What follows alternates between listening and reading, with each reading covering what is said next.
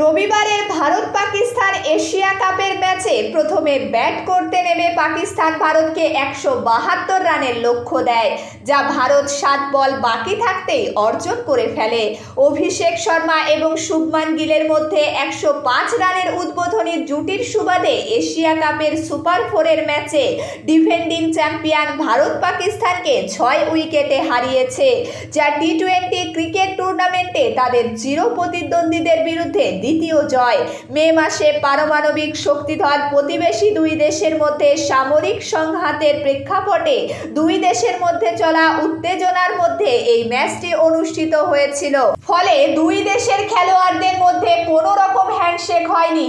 পাকিস্তানের fast bowler হারিস রাউফ অভিষেক শর্মা এবং শুভমান গিলের সাথে উত্তপ্ত বাক্য বিনিময় করার সময় ভারতের ইনিংসে উল্টে যাওয়া হুমকির মুখে থাকা উভয় দলের খেলোয়াড়দের মধ্যে স্পষ্ট উত্তেজনা ছিল।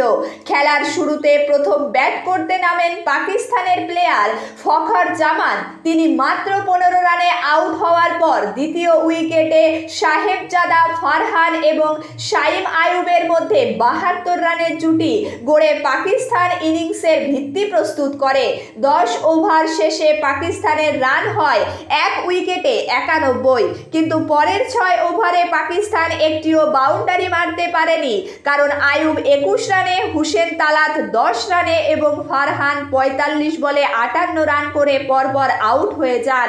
অধিনায়ক সালমান আলী আগা 13 বলে 17 এবং ফাহিম আশরাফ 8 বলে 20 রান করে শেষ পর্যন্ত 5 উইকেট হারিয়ে 171 রানে পৌঁছায়।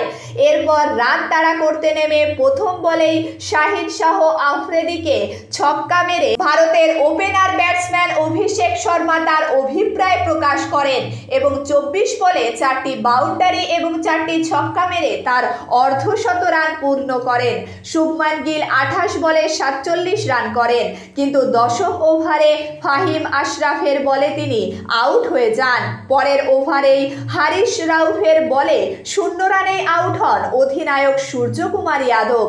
এরপর অভিষেক শর্মা 39 বলে 74 রান করে আউট হয়ে যান। তবে তিলক বর্মা 19 বলে 30 রান করে ইনিংসের শেষ 2 বলে ছক্কা ও 4 মেরে ম্যাচটি জিতিয়ে দেন।